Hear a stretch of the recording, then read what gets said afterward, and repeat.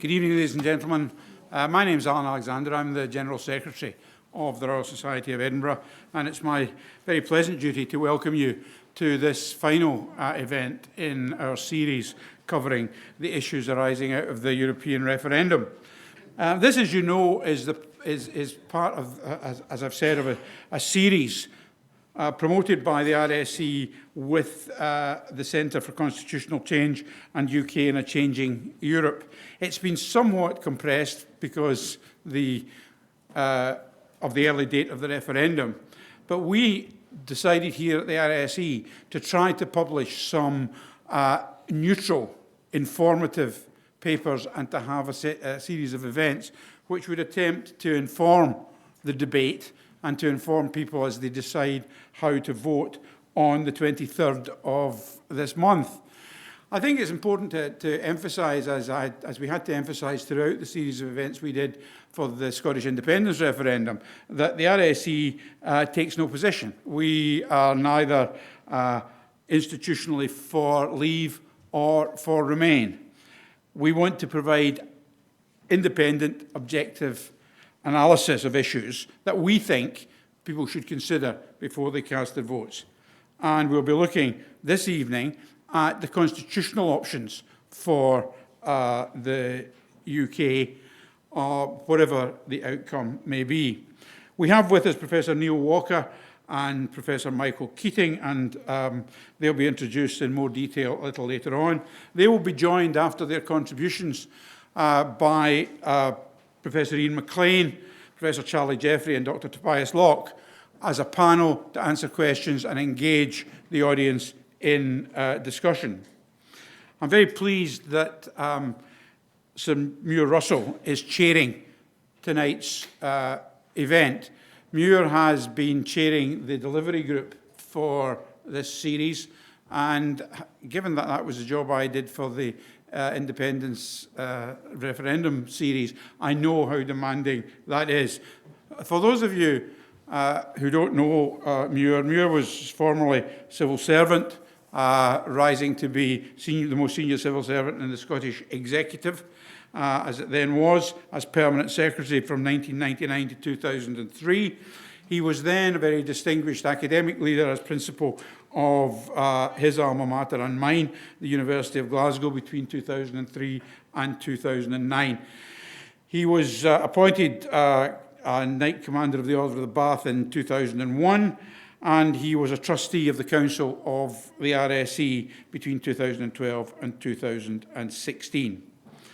I'm now going to hand over to Muir to introduce our speakers and to guide us through the rest of the event. Muir. Alan, thank you very much. I don't know when I last did this in front of three little coffee tables, but we'll see how we get on. It must have been some exciting event earlier in the day. Alan, thank you for the introduction. It's been interesting and fun being involved in organising the three presentations that we've had, and an absolutely brilliant collection of speakers and a good collection of audiences and lots of good discussion. So let's hope that we can follow that through tonight. And congratulations to you on the nice article that's in the Scotsman today, giving another little boost to the idea of people actually understanding what the issues are. And the more I read the newspapers, the less I feel that our fellow citizens are being put in a position of understanding what's going on. But who knows, there's still a few weeks to go, and some of us will already have voted with our postal votes. Anyway, the first of our speakers tonight is Professor Neil Walker, who holds the Regius Chair in Public Law and the Law of Nature and Nations at the University of Edinburgh. And before that, he most recently was the Professor of European Law at the European University Institute in Florence. His main area of expertise is constitutional theory. He's written a lot on legal order at sub-state, state, supranational and international level. Only the galaxy is left out of that. And he's published at length on the relationship between security and legal order and the political community. And he's written the first of the papers, which provides a basis for discussing some of the legal futures of in, out, or in between. So, Neil, can I hand over to you?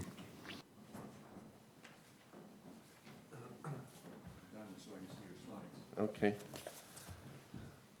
Right. Thank you, Ellen. Thank you, I'm just checking. Right, okay. I'm delighted to be here. I wrote this paper a few weeks ago when there probably wasn't quite so much blood and thunder attending the debate. And the idea of suggesting the notion that there was something in between, in or out, didn't seem such an audacious suggestion 6 weeks ago, 2 months ago. Today it does, because to some extent, because we're getting towards the finishing line, each side the debate's becoming far more polarised. The very idea that David Cameron actually went to the European Council in February and managed to get a qualified form of membership seems to have been forgotten within the debate, because the debate seems to have pared down to the most basic and often very, very crude essentials. So that's the nature of referenda. There's nothing much we can do about that. But what I want to do is to at least try to tease out some of the issues and make perhaps to some of you, counterintuitive suggestion that actually, regardless of how we vote on June the 23rd, there's going to be a lot of uncertainty ahead. So I start with the idea of there being an uncertain vote, and of course, I'm not going to talk about the uncertain vote. It was never more uncertain than it was today when we picked up our papers and realised that things were 50-50 for the second time, I think, in the last couple of months. And clearly we have reached the end game in terms of the polling. But that's one uncertainty which I'm not going to talk about in these 15, 20 minutes. But there's also other sorts of uncertainties. There's going to be, it's unclear what the post-vote preferences on either side are. And we'll talk about that in due course, but we've already gone through a number of options, and a lot of people might genuinely and legitimately be puzzled as to what precisely either side in the debate stands for in terms of the constitutional specifics of their preference, which is also something to do with what are likely to be protracted and unpredictable negotiations, which I'll talk about in due course. But also, I want to bring into the equation the evolving visions of Europe. Europe isn't going to stand still while Britain deliberates. And actually, Britain's deliberation is one of the factors which may make Europe itself change. So that's an interesting feature which I think has been less focused upon within the debate.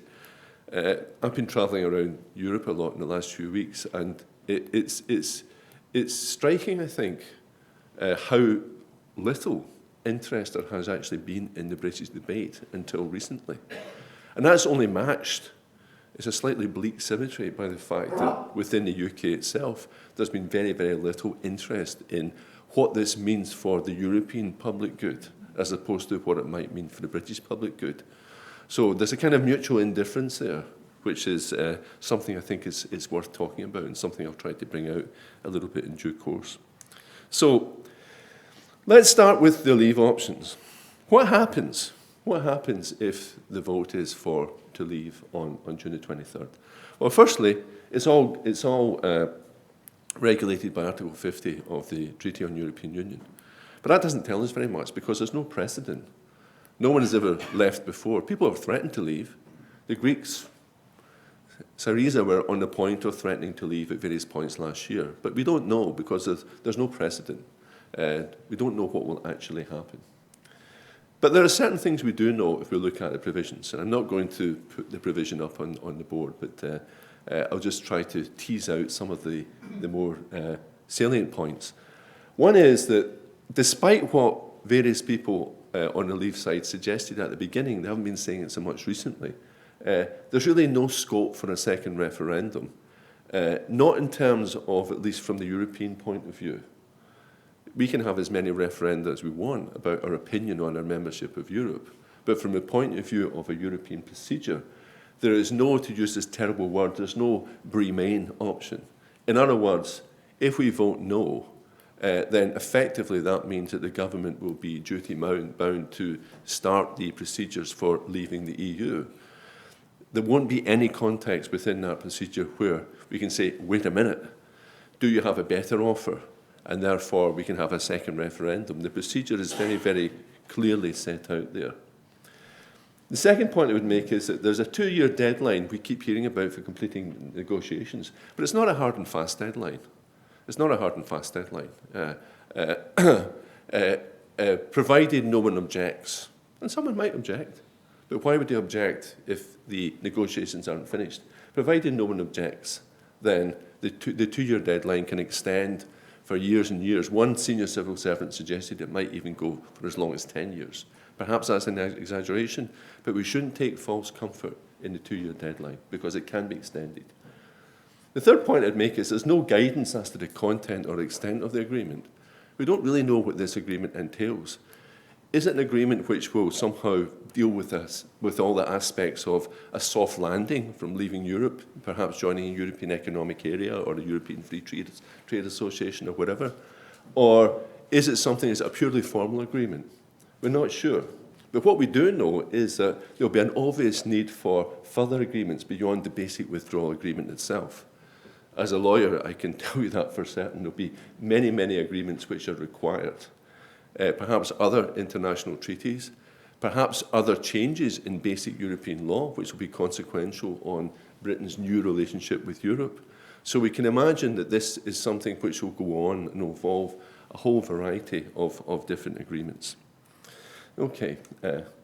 In the event of Remain, now just to remind you, on February there was a conditional settlement between the UK government, led by David Cameron, and the European Council on the terms of the UK's remaining, if there was a yes vote. The one which has captured the public imagination is removing the ever closer union commitment, which has been there since the very beginning of the European Union, that everyone's committed to ever closer union. Now, that's something which is going to be taken out in the UK context. There's some convoluted rules about further empowering national parliaments, but actually they don't amount to very much. They allow national parliaments to either act as a brake upon the Council, the European Council, when they're trying to pass new legislation, or there's all sorts of talk about, we use the football metaphor here, yellow cards and red cards. At the moment we have a yellow card procedure which allows you to delay the Council. The red card procedure would allow you to actually stop the Council. But it's very hard to imagine the circumstances within which this would actually apply. Some reforming economic governance inside and outside the Eurozone, again actually quite technical. What you find here is provisions which say that those countries which are in the Eurozone, which are 19 of the 28 member states, shouldn't act in a way which prejudices economically those countries which are outside it, and vice versa. Now that's already there, it's already implicit in the treaties, so it's not adding all that much.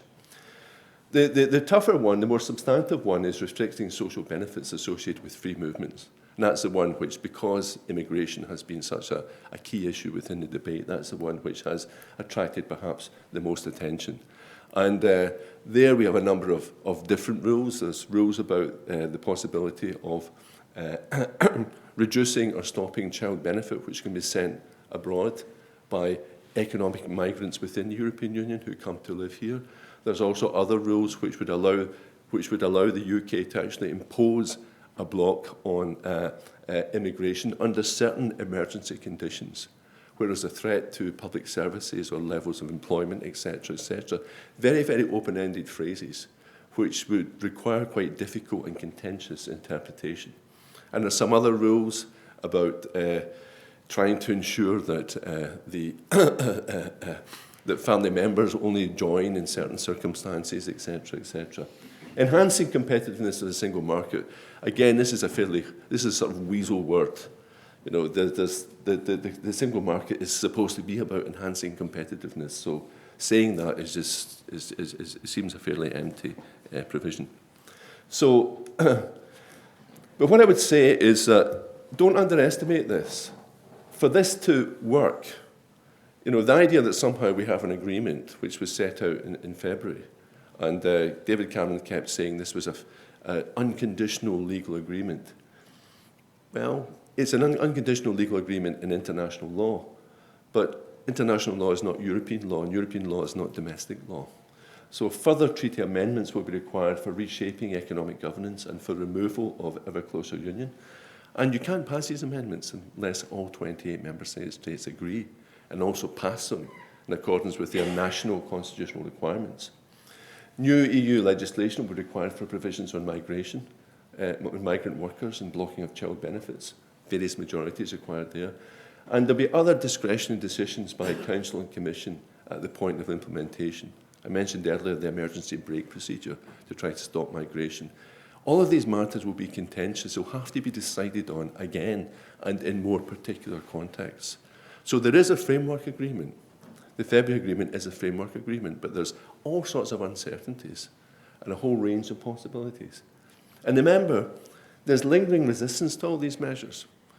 On the one hand, if Britain votes to leave, there will obviously be a heck of a lot of resistance to giving Britain a good deal. But we shouldn't assume that if Britain votes to remain, there won't be some resistance to the aspects of special treatment which are implicit within some of these measures, although I'll come back to that because actually most of these measures apply to all the states and not just to the UK. Okay, now I want to say something briefly about horrible phrase, differentiated integration, but I can't think of a better one, so let me just go with it. What I'm trying to get at here is, and this is really the nub of my in-between point, okay?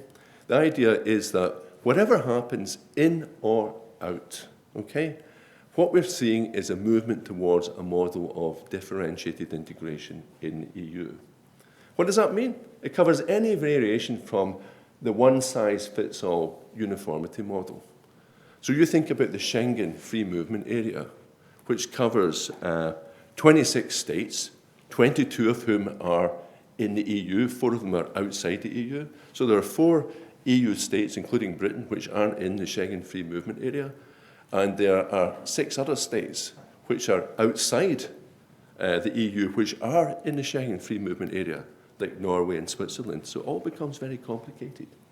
Same with the Euro and monetary union. And this is because since the 1990s onwards, with various waves of enlargement, which took us from an original 6 member states to 28 today, and the fantastic expansion of competencies into very, very sensitive areas of national sovereignty, like justice and home affairs and external matters, countries increasingly have wanted to pick and choose. So in a sense, the price of expansion and enlargement has been differentiated integration, okay? And there's a number of different models of this. One is the multi-speed Europe model, where we're all going to the same direction, but just at different speeds. And that's the one which the Eurocrats in Brussels feel most comfortable about, that we'll all get there, but just at different rates. Then there's a concentric circles or variable geometry model, where the idea is that actually we won't all get there, but people will have different tiers and levels of integration. Interestingly, when the Conservative Party started thinking about this seriously 4 or 5 years ago, that's what they were thinking. They were thinking, within a concentric circles model, we will stop our integration process at a point where we're outside Schengen for good, we're outside the Euro area for good, and we will be one of a number of countries which are in that second tier. So that was at a point where at least there was the beginnings of a strategy to make this a multilateral reform process rather than simply a unilateral reform process on the part of the UK. Then there's Europe à la carte, and Europe à la carte is as it describes. The idea is that you can have what you want. You know, in different areas of integration, you can have what you want, and different countries can get together. Beyond a certain economic core, different countries can get together and they can integrate at different levels in different areas. So that's the loosest of the forms of differentiated integration. Right, I've only got 6 or 7 minutes, so I should hurry up. Okay, models of post-vote engagement. Right. So what I'm trying to get at here is, remember what I said. Keep in your minds what I said about differentiated integration, okay? And what I'm saying is, whether we vote for out or we vote for in, we're going to end up with some kind of differentiated integration. Please, I'm not trying to underestimate the significance of the choice out or in. It's a very significant choice. All I'm trying to say is that it's not a black and white choice. It's different shades of grey. And in all of these cases, what you have is some kind of differentiated integration. Now, those of you who have been following the debate will realise that most of the leavers the out people have moved through a bunch of different models. They started off with the Norwegian model, was the most popular, then the Swiss model, and now what I'm calling, for the sake of a better word, the WTO fallback model. Okay? And what's happened is that these models are becoming progressively looser. The original Norwegian model is that you're part of the European Economic Area, you stay within the single market, you have free movement, the free movement of persons, services, and capital, and goods. You have all the regulations associated with that because the single market is a regulated market, regulated not just in terms of being no tariffs, but regulated in terms of employment protection, environmental protection, consumer protection, etc., etc. So you keep all of that stuff. And all that happens under the Norwegian model is that you don't necessarily take on all the later extras, like justice and home affairs, foreign relations, common agricultural policy, etc., etc. But you're bound into much of the substance of the single market. And you have to pay. The Norwegians, I think 2 years ago, only paid an average 10% less per individual into the European Union than we did. And you don't get it, so you don't get a voice anymore. You're bound by the regulations, but you don't necessarily get a voice in the making of the regulations. That, unsurprisingly, increasingly became an unattractive model from the point of view of the leavers. Not all of them, but some of them at least. Then there was a movement onto the Swiss model. The Swiss model is more a la carte. The idea like Switzerland, which stands outside the European Economic Area and just deals with the EU in terms of a whole succession of bilateral treaties. But actually, what the Swiss have done is they have painstakingly rebuilt the Lego. So actually, most of what you get within the European Economic Area, you can find within the Swiss context anyway. Not necessarily all of it. And that's actually quite a difficult option because it means that the UK would actually have to, imagine the transaction costs involved in that, in rebuilding all of this. And perhaps saying, well, we want this, but we don't want free movement of persons. And the EU would say, well, you can only have membership of the single market or this aspect of it if you do have free movement of persons. So there's a lot of difficulty associated with that, which is one of the reasons why there's been so much talk about the WTO fallback model. And the WTO fallback model, how that works is, under the WTO, which is the World Trade Organization, there's 161 members of that in the world, right? And it works on the basis of what's called the most favored nation principle, that you shouldn't be setting tariffs to any of your neighbors other than you do it to your most favored nation. Sounds like a very simple idea, except it has massive exceptions. And one of the exceptions is for a regional trading bloc, like the EU, okay? So, so what that means is that it means that the EU cannot discriminate against Britain vis-à-vis Albania, to use an example, or India, or the United States. But of course they can discriminate against Britain in terms of tariffs vis-à-vis any of the internal members. So what you get there is a lot more freedom than you get under the other models, but clearly a situation that puts you at a significant competitive disadvantage within the EU. If you go to the in model now, what I'm calling the customised membership model based on the February Agreement. And I think it's an interesting one, what we have in the February Agreement. I call it customised membership because it's saying that this individual state wants its own special form of membership. But if you think about it, it's not all that customised. Most of the rules within it about migration, about the euro area, etc., are rules for the whole of the EU. The only really customised bit is a symbolic bit, which says we don't want to be part of ever closer union anymore. And that's interesting because we don't know what will happen with that. Imagine that works. And what you actually have is a situation where, leaving aside some of these rules on migration, which aren't necessarily all that extensive, and which in any case are multilateral, and also the rules on the red card for national parliaments, etc., they're also multilateral rules. What you have is this big symbolic gesture which says that ever closer union shall not apply to the UK. By the way, the European Council bent over backwards to try to say to the UK, we don't care how differentiated your integration is, we think that's compatible with ever closer union. But Cameron was having none of it. He said, no, ever closer union is the thing that we want out. So imagine what happens next. Well, one of three things happens next. One is, it is purely symbolic, everyone forgets about it. that that if there is a Remain vote, after the Remain vote, people realise that there's not actually much of substance in this customised membership, and people actually forget about the symbolic gesture. Or you could have the alternative where actually it becomes a standing rebuke to integration. And so every single measure, Britain stands on the sidelines. Britain is the awkward customer or the awkward member on the basis of we have not signed up to ever closer union. So that would be another option. The middle option, I think, is maybe the most interesting one, which says that actually what happens here is that the customised membership model is a kind of stalking horse for a new wave of differentiated integration within the European Union. That, in a sense, what it does is it releases, it catalyses a series of pressures within the European Union. Because the UK isn't the only country which has issues about ever closer union. It's not the only country which has issues about sovereignty. It's not even, dare I say, the only country which has issues about migration or about the Eurozone.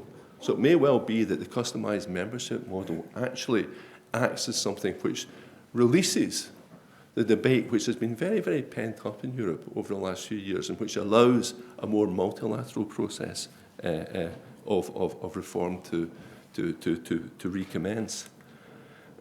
No crystal ball. So let me finish by saying I have no crystal ball.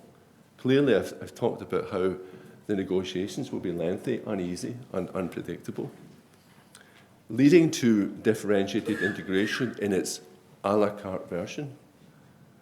Whether we're in or out, and that's my point, whether we're in or out, we'll end up probably in some strange situation of differentiated integration where we are more in between than in or out. Also, this could help reshape Europe itself as much as it reshapes Britain's relationship with Europe. I don't mean tomorrow, I just mean in the longer term. We've actually gone through a period where it's been very, very difficult to develop the political will for treaty reform on a multilateral basis. Maybe after this type of treaty reform on a unilateral basis, that political will be rediscovered. But as I said, and as I repeat just in my final remark, that's not something which you could easily glean from the debate itself, because it has been a very insular referendum debate. There's been very, very little discussion of the European public good. There's been a lot of discussion of what Europe can do or not do for the UK. And presumably, at least part of that isn't just the normal insularity of any national debate, it's the fact that even the Remainers are only conditional Europeans, or they framed themselves as only being conditional Europeans. And also the limited interest in the rest of Europe, which I talked about, which I think is beginning to pick up more. That's the other side of that. There's this pattern of mutual indifference. But I think that pattern of mutual indifference belies the importance of the Brexit option as a precedent for Europe as a whole over the next decades. Thank you very much.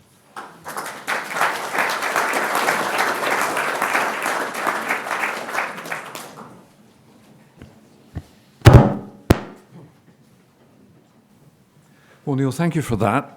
A lot of questions. I hope you can store them in your minds for a few moments while we move on to our second speaker, who will speak about the European Union, the nations, and the regions. And that's Michael Keating, who has been very much involved in the work of preparing this whole series. And that's primarily in his role as Senior Fellow in the ESRC UK in a Changing Europe programme. And those of you who came in February when Bridget Laffan and others were speaking will remember a hugely successful event, and Michael was right at the heart of that. He's Professor of Politics at the University of Aberdeen and has a part-time professorship at the University of Edinburgh and is the director of the ESRC Centre on Constitutional Change. And he's written a lot, over 30 books, on Scottish politics, European politics, nationalism and regionalism. And you've seen his paper, and he will speak to it, and then some of the colleagues who worked with him, along with Neil and Tobias Locke, will be part of the panel that we bring together. So, Michael, over to you.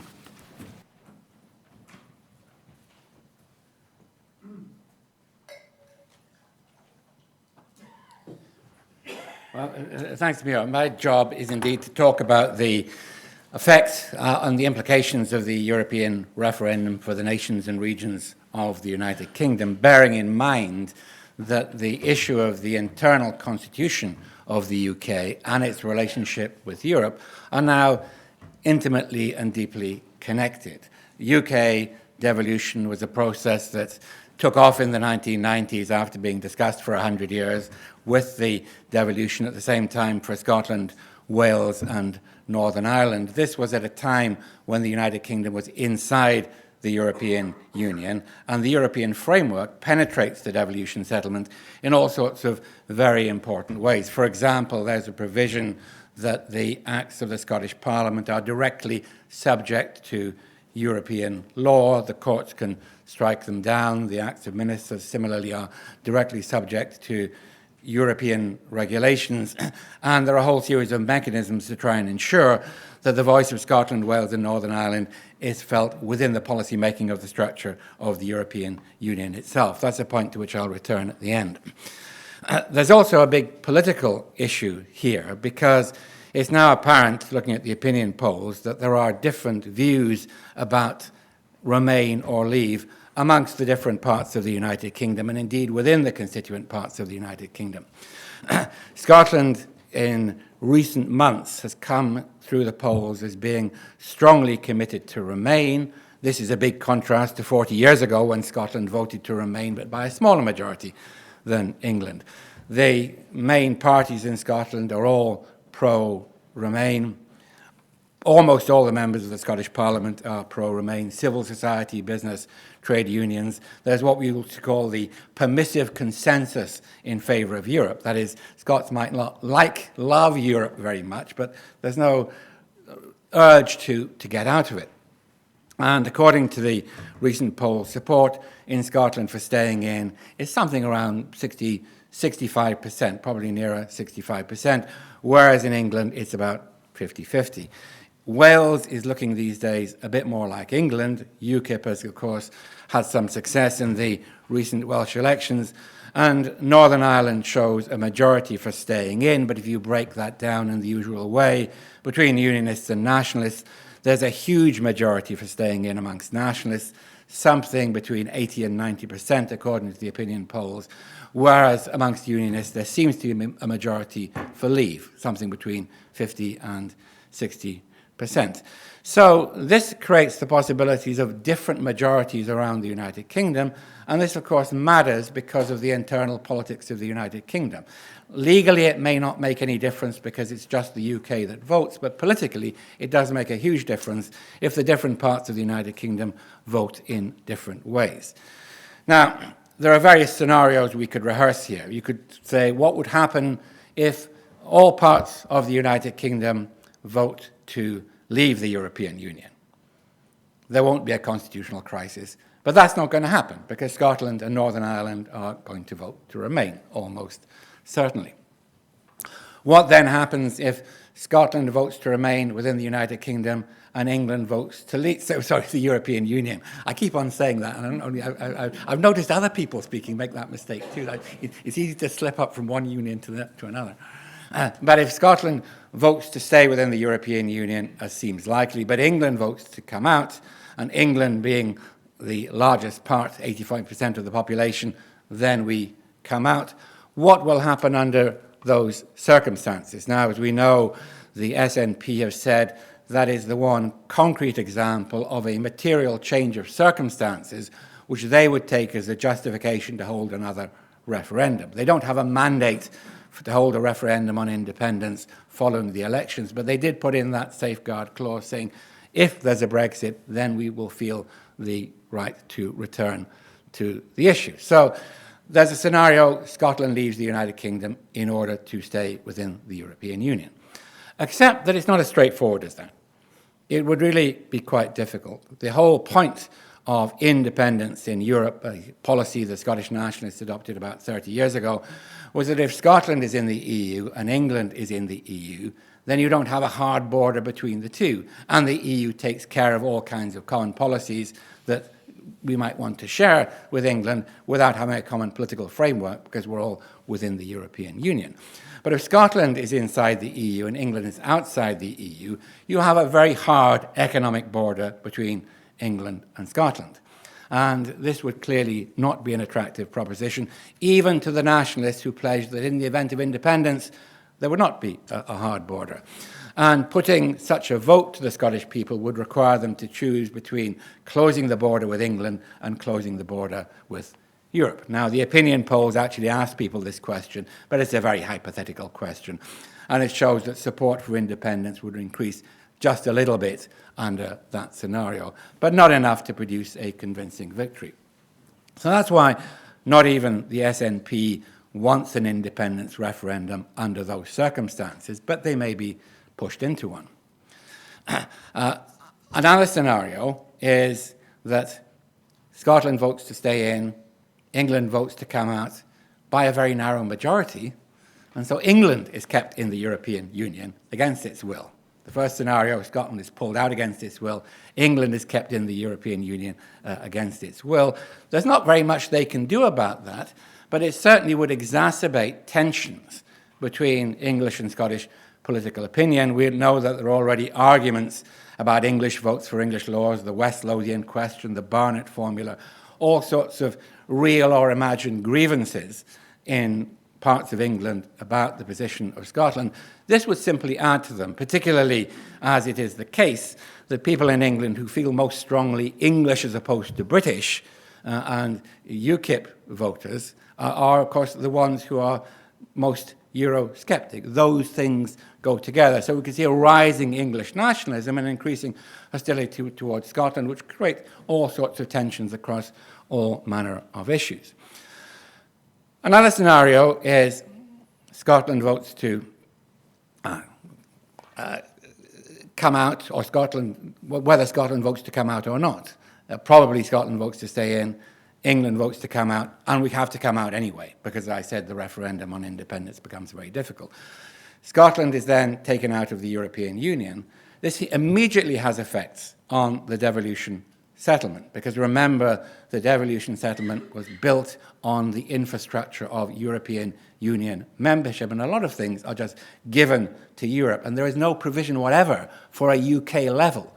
There is no UK level of policy making in agriculture or environment or many areas of industrial policy, nor is there in education, but that's less relevant to Europe. But certainly environmental policy, agricultural policy are central to the European project.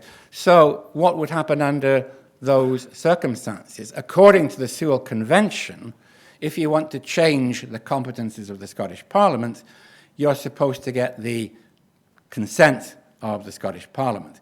This was actually written into a law, but it's not quite clear. I'll leave it to the lawyers whether writing something into statute actually strengthens the convention or the other way around.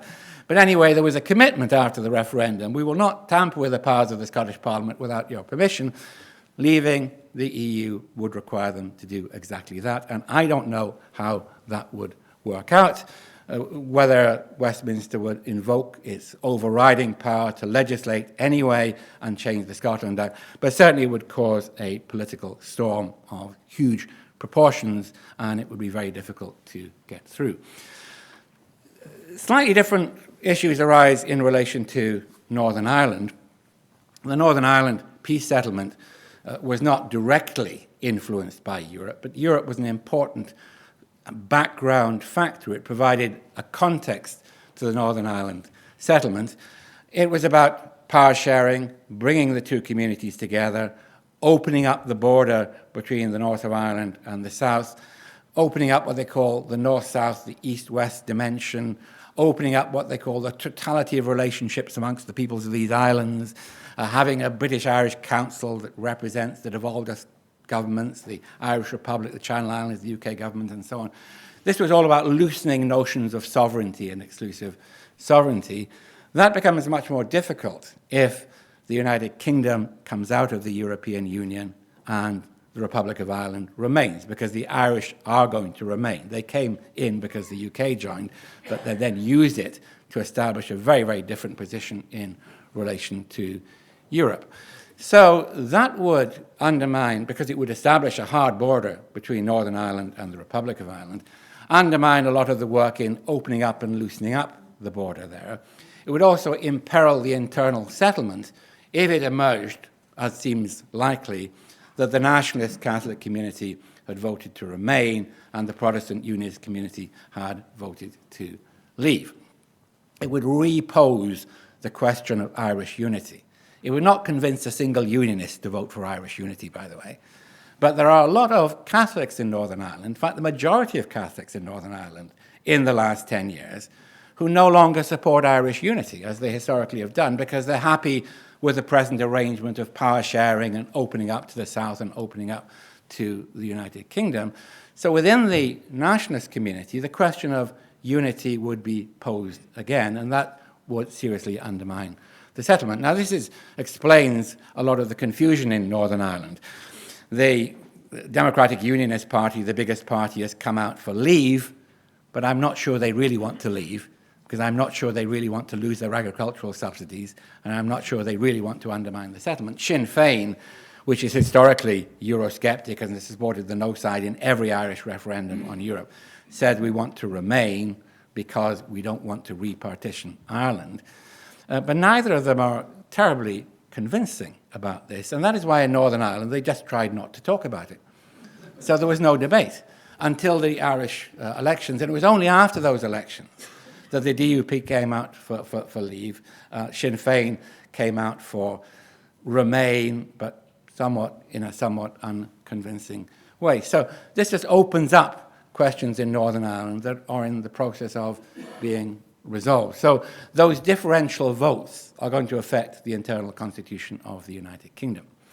But if we all, just to follow Neil's format here of what happens under Brexit, what happens under Remain, even if we all vote to remain, even if the United Kingdom stays within the European Union because there's a majority vote across the United Kingdom to do that, the issue is not going to go away because there are different attitudes to Europe in different parts of the United Kingdom. I should say within England as well, because London is clearly very pro-Europe, but some parts of England are much more Eurosceptic.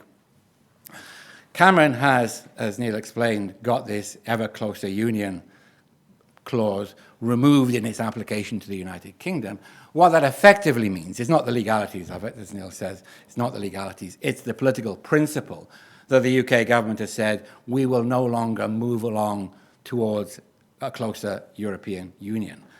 Opt-out will become the norm rather than the exception in future treaty changes for the United Kingdom, especially bearing in mind that there is now a UK law that says we have to have a referendum if we're going to transfer further powers to the European Union.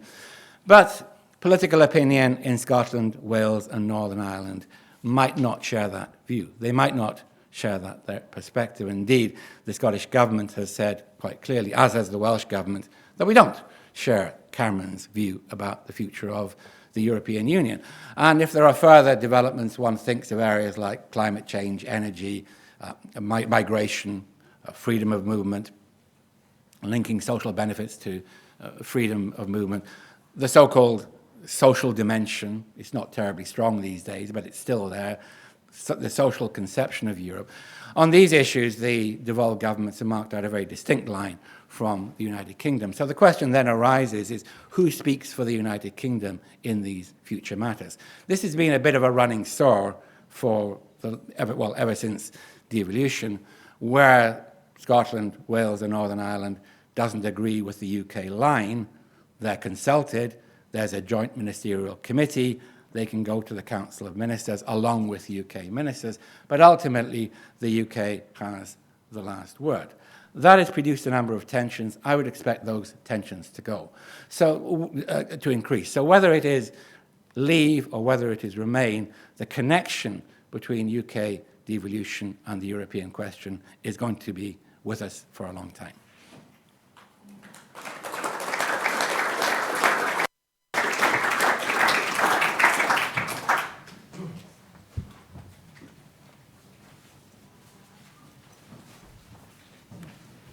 Michael, thank you.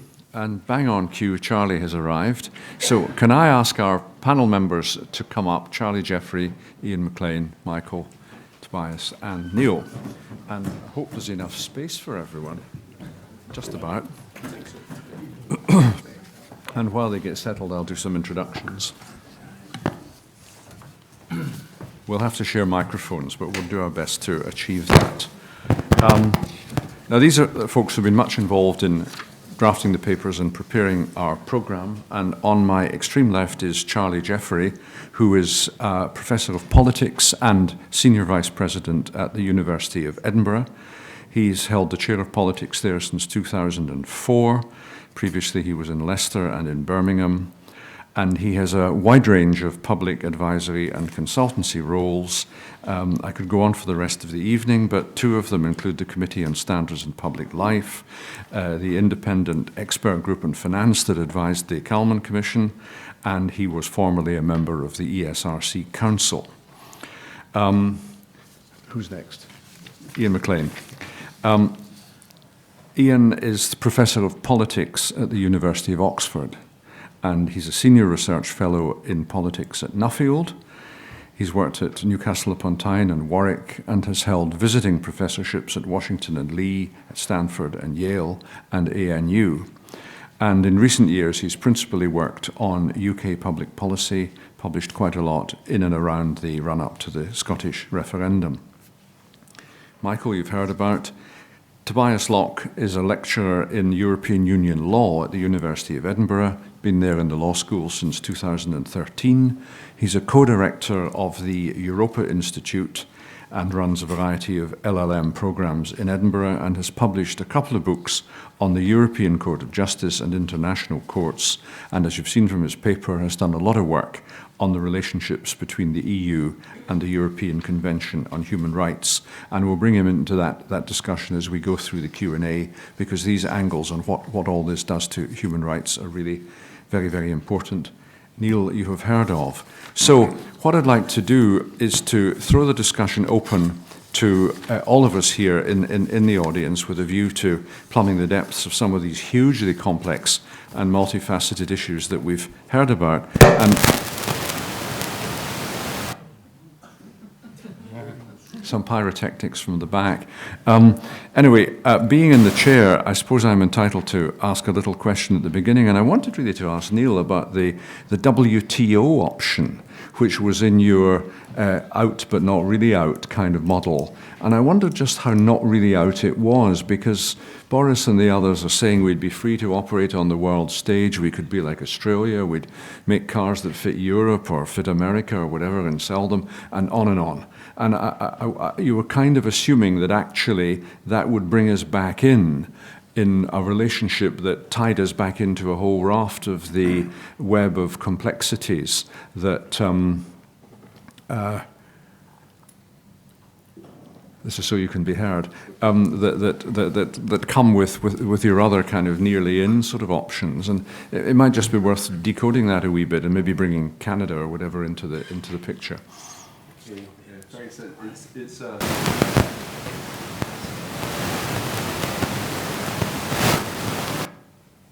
that's me decoding it. Yeah. It's a very good question. I mean, I think I exaggerated because clearly, if the UK went for the pure WTO option with nothing else, right, then you are very much out, and it's not really anymore what I would call one of the differentiated integration models. I think, though, that actually the best way to think of it is that imagine the Swiss model as being something where you are still committed to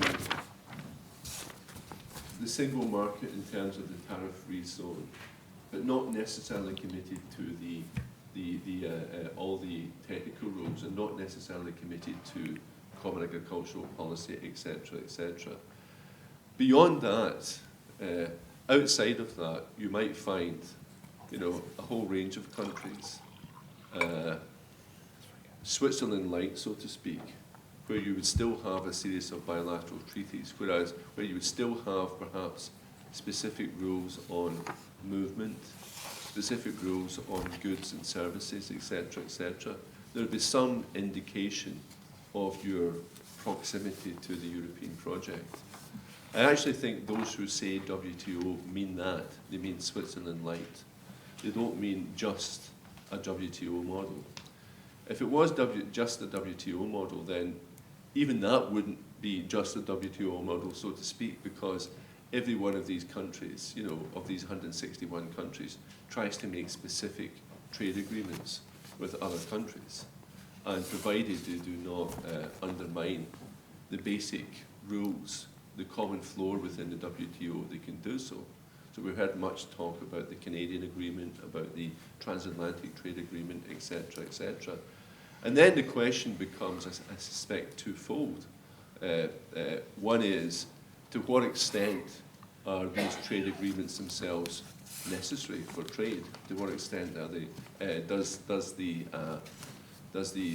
trading capacity of a country depend upon international legal agreements? And there's a degree of scepticism about that. But the second point is, to the extent that it does, how easily can these agreements be made? And we know from President Obama's intervention that there are, to put it mildly, different opinions about how easily these agreements can be made. One view says, and this is me paraphrasing the argument, one view says that if you have a multi-party entity like the EU, it's actually very, very difficult to make an agreement with that body because you have to deal with so many of the internal constituencies, and therefore it is better to be light on your feet, so to speak, and to be a smaller entity and to make the agreements. By the same token, and this I think was the subtext of Obama's statement, if you are a smaller and lighter entity, then you're going to be lower down in the list of the priorities of other states to make these agreements with. So I'm trying to be as fair and neutral as possible, but I think there are pluses and minuses on either side of that argument. Neil, thanks. I found that helpful. I don't know whether the rest of you did. Questions? We have microphones. One of them is monopolised here now. Gentleman there.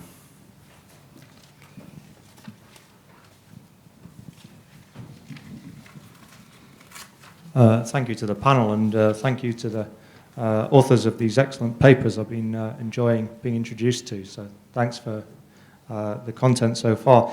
I think I should stand up and say I live in Edinburgh, but I'm from England, so I can say that in England there's a lot of concern about this. And two primary focal points that you'll find, I believe, are less to do with trade and future economics, which are unpredictable, and far more to do with migration and benefits, which I think this will pivot on in England. One of the key points that I believe you mentioned in the beginning, Neil, about the key exception points we've got now going forward if we vote in around benefits and transfer of benefits to foreign countries, particularly for families and children and so on. There's been discussion that a lot of that can be done in terms of what Britain wants to do, which is prevent those, without changing EU law. Actually, we could do it domestically, and it's been portrayed as a victory in Europe, but actually, we could already make those changes ourselves. My question is, to what extent do the panel believe that's true? We could make those restrictions ourselves, and to what extent is this something that's controlled directly by Europe? So I guess that's a question for you and maybe for Tobias as well. Do you want to have first? Good. Okay. Tobias. I'll Tobias try. is a better European lawyer than I doubt it. But, I mean, I'm no expert on child benefit, even though I get it every month for my child, not for myself. But there is, I mean, the basic framework in EU law is non-discrimination. I mean, that's the basic rule you have to comply with. And that has been said with in-work benefits. I mean, the problem with in-work benefits is that at the moment, you can get them without ever having had a job. If you go out into the job market and you earn under a certain limit. Now, I don't know the exact ins and outs. And the problem, so to speak, for the UK is that the UK system is tax-financed. It's not a contributory system. So, because we have to treat everyone the same, somebody who's just arrived here from Germany, yeah, let's not always pick on the Poles, from Germany, can apply for exactly the same benefit, because we can't discriminate against them on the basis of their nationality. So, of course, this could be regulated internally. We could just scrap in-work benefits, or we could say, well, you have to have worked for at least 3 years before you qualify. But I think the government would be reluctant to introduce that kind of legislation, because it would probably force a lot of people in the UK into poverty. So that I think that's part of the answer maybe you're looking for. So some of the problems are homemade and they're intrinsic in the system. And it's a problem that in Germany, for instance, they don't have, because it's a contributory system. You have to have paid into national insurance before you get something out of it, whereas here you don't. It's probably worth saying that I mean, I think part of what you're saying is that there have been developments within the European Court of Justice in the last 2 or 3 years who have pushed back the implications of the non-discrimination principle in a way which gives a little bit more wiggle room for the states. But that is very, very uncertain. And, you know, in other words, I don't think I don't think what Cameron achieved on that is purely illusory or symbolic. I think it's a very, very specific, at the very least, it's a belts and braces. It gives him specific legal authority to do things, some of which he just might be able to do at the margins in terms of the European Court of Justice's changing interpretation. Would you agree with that? Yes. Yeah.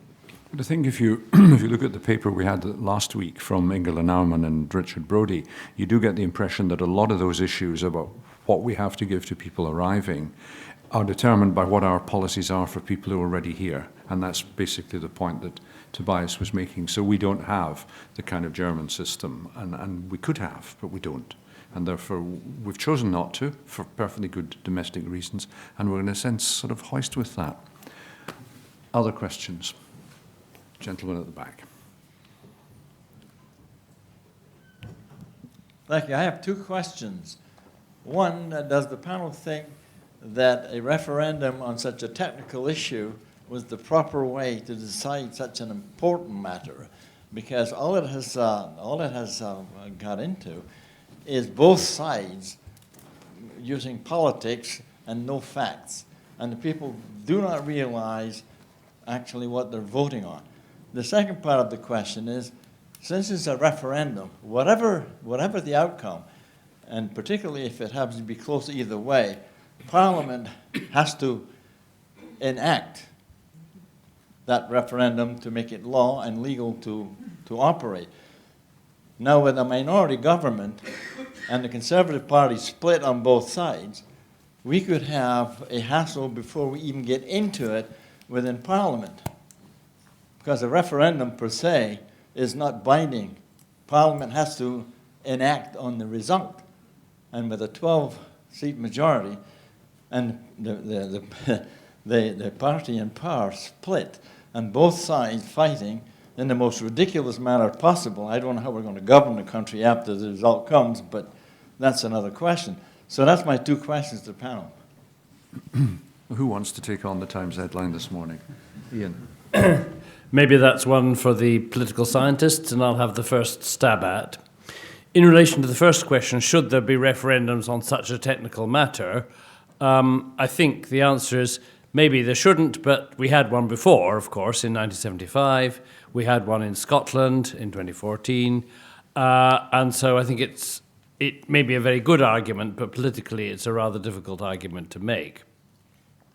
Your second question touches on something which has just bubbled up, as I'm sure was in your mind when you asked the question, in the last 2 or 3 days, in which MPs, in what seems to be rather a concerted way from different parties, are briefing journalists to say Parliament is sovereign, and indeed it's pro-Remain MPs who say it's the Exeters who say so, who say how important it is that Parliament is sovereign. Well, Parliament contains a majority of pro-Remain MPs. I mean, thus far, that's a statement of fact. Would they refuse to ratify the result if it's no? I think not. I think that's beyond the realms of political possibility.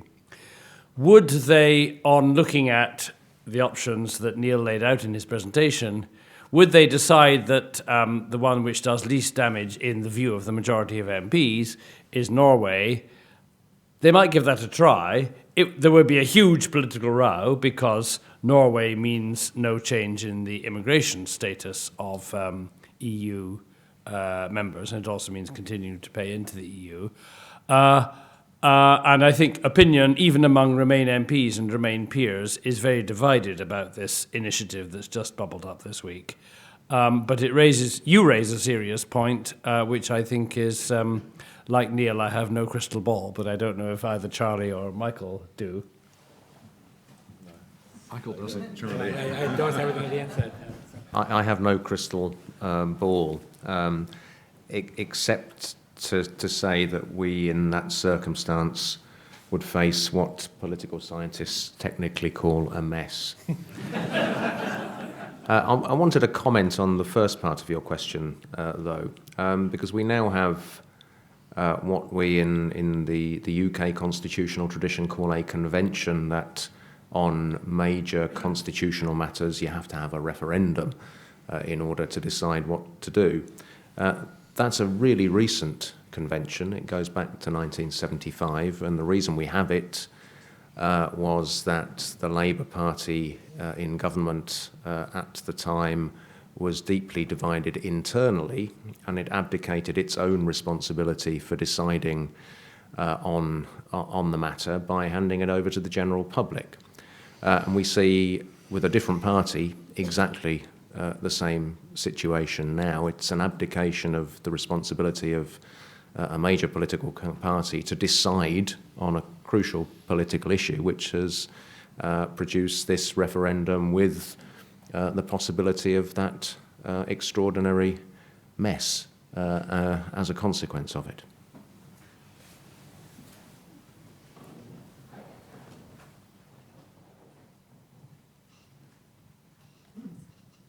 Hello, thank you. My name is Millicent Scott. I'm from the Democratic Society. And as the first woman to speak this evening, I'm going to take the liberty of asking 2 questions. My first is politics the loser in this referendum, insofar as there's been a rise of populism, a rise of people's opinions, and a failure to lead? We're losing faith in all our politicians of all colours, and seeing them as spouting lies. Whichever side you believe, the other side is definitely lying. We're failing to believe them, we're failing to see leadership.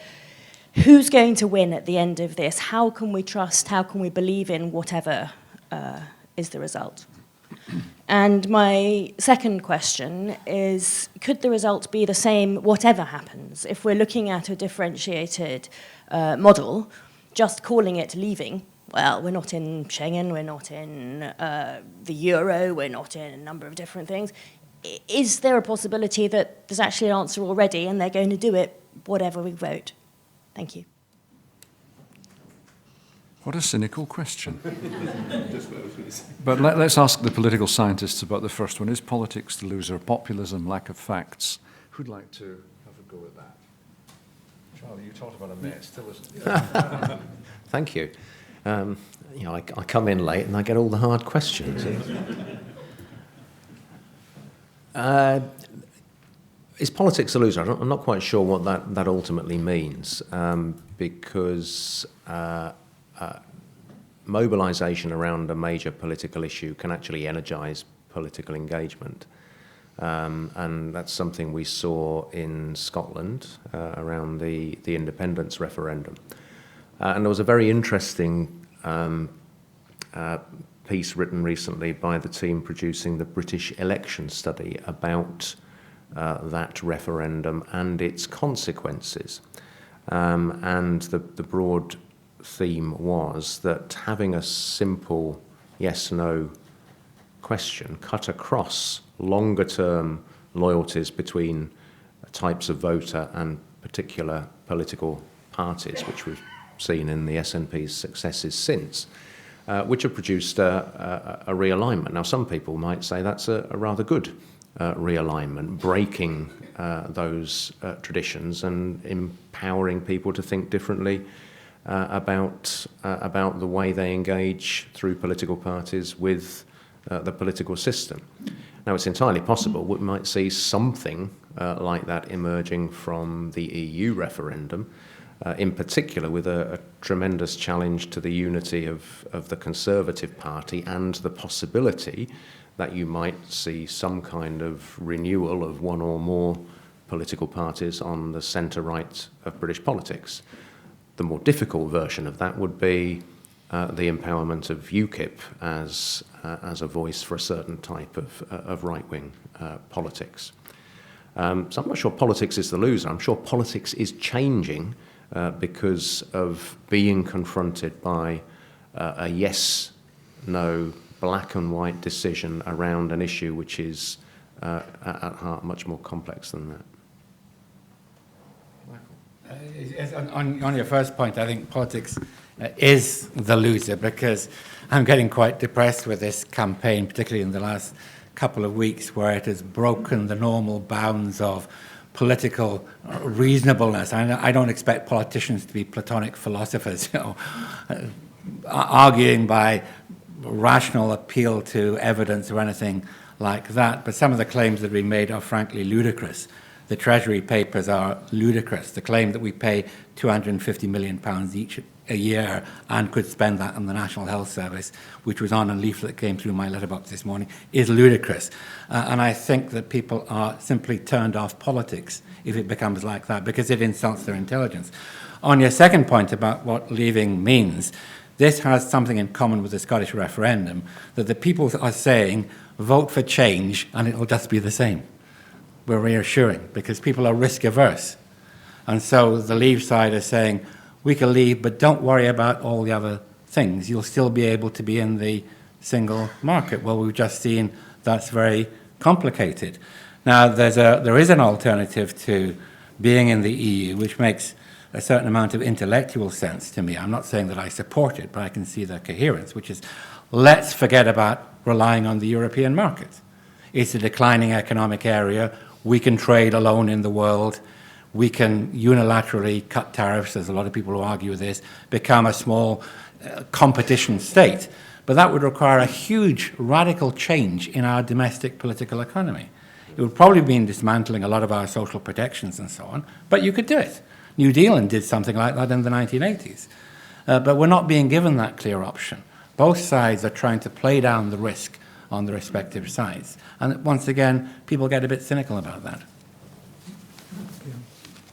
I'm afraid and I suppose one other member of the panel is also old enough to have been politically active in 1975. And if I compare that experience and the Scottish referendum with this one, I think I share your pessimism that, just voiced also by Michael, that in the sense politics is a loser, that this has been, and I won't mince words either, it's been the most dishonest of the three. Now, of course, there has never been a referendum in which the issues are put with Platonic clarity by the two sides. I've done some burrowing into 1975, and the pro-EU side at that time, I think, was notably dishonest on the question of sovereignty, because they had written the European Communities Act in 1972 in a way that probably only two people understood it, and they were at the time Geoffrey Howe and Enoch Powell on opposite sides. Howe didn't want to say what the Act really meant. Powell did say, quite correctly, what the Act really meant, but because Powell was a hate figure for much of the population for other reasons, that message didn't get across. Here in Scotland, nearly 2 years ago, there were a lot of bogus numbers, but they weren't so spectacularly bogus as the most bogus single number, which Michael has just mentioned, which is the £350 million a week on Boris's battle bus. And to me, one of the more depressing aspects of this one is that one of the restraints that normally operates has kind of broken off. I mean, of course, there are bogus claims on both sides, but sticking with the 350 million for a moment, the Vote Leave people were grilled very effectively in the Treasury Select Committee. Andrew Tyree is a national treasure. But they go on saying it. The Treasury Select Committee has produced a report saying this number is bogus. My boss, Andrew Dilnott, the chair of the Statistics Authority, has written the strongest letter he's ever written in that capacity, saying this number is bogus, and still it goes on. So that is a measure to which this is the most depressing of the three referenda of which I've got vivid memories. Neil. Yeah, I mean, just on the second point, I think it's interesting because clearly there has been a trend within the referendum campaign to move to a more radically autonomous model. You start off talking about the EEA and then the European Free Trade Area. You move from Norway to Switzerland to Albania. And you can't really pretend once you get to Albania and Australia that you're talking about a very, very strong relationship with Europe. So while I take the point that there is a lot of political pressure to be seen not to take risks, something about the dynamic of the campaign has led the leavers more towards the margins of this, which in turn is one of the reasons why we have the reaction which we talked about earlier, where MPs who are actually a majority of them are pro some kind of relationship with Europe are beginning to draw a fault line between what they believe and what the result of the campaign might be, which just increases Charlie's mess, because part of the mess will be how do you actually coordinate what happens in Parliament with what happens under Article 50 when someone is actually having to go through the real live process of negotiating exit from the EU. You know, they may be saying the same thing, but if you have a government which believes one thing and a House of Parliament which believes another, then an already incredibly complicated situation becomes even more unmanageable. There was a gentleman at the back, second row from the back, whose hand was up first, and then there are two others. Thank you. I'm very interested in this issue of the constitutional aspect and the small majority in the House of Commons for the Conservative Party. When you look at the situation where Channel 4 has been investigating the election of many of these MPs who have effectively, by busing people in and campaigning on their behalf, not declared it on their expenses, actually could be deemed to have breached election law, and therefore there may very well be by-elections. So we have people in the House of Commons who may very well have broken the law, making these decisions, crucial decisions from our point of view. How will that stack up in the event of a BritX and these people voting, and yet are found to have broken the law themselves to get into Parliament to undertake that vote? Where does that place us? It's amazing how many hypotheses one can pile on. I mean, Ian, I think, said what I guess most of us would believe, that it's really not conceivable that Parliament would stand out against a clear referendum result, and I think that's where you would be, notwithstanding the marginal arithmetic of one or two, one way or the other. So I'd rather not just pile up too many. The thing's going to fall over. Who was the next? Stephen, have you? Yeah. Thank you. I wanted to ask if one of the reasons the constitutional debate is confusing is not just political misinformation, but whether constitutionalism has itself been used quite instrumentally. I hasten to say not by the panel, but if we mirror back to 2014, there was a debate by prominent people in the EU that Scotland would not be admitted or would have to go to the back of the queue and so on. And a number of constitutionalists said, look, it's at this point we have to draw in realpolitik. The EU's got enough to worry about.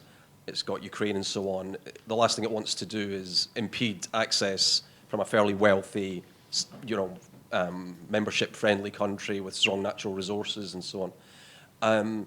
But then it seems that certainly some constitutional commentators, and as I say, I definitely don't mean people here, have suddenly become like legal positivists overnight, and suddenly the impediments that the EU is mentioning in respect to the UK are being given increased prominence. Now, I know the political situation is obviously very different. Scotland was voting to join the EU, and the UK is voting to leave. But it does seem that there is a bit, there's an opportunity for the constitutionalism to be used quite instrumentally. On the one hand, it's trumped by political realities, and then at other points, depending on how some people want to play it, the impediments of the treaties appear. I don't know if you've come across that in any of the events you've been at. I've seen a tendency towards it in some of the blogs. This is a common room debate amongst Edinburgh constitutional lawyers. Neil, do you want to go first? Can you keep can you give me an example, Stephen, just because I wasn't... Well, in terms of, you know, I mean, one of the prominent examples with the Scotland situation was would membership require Article 48 or Article 49, right, and how long it was going to take to join.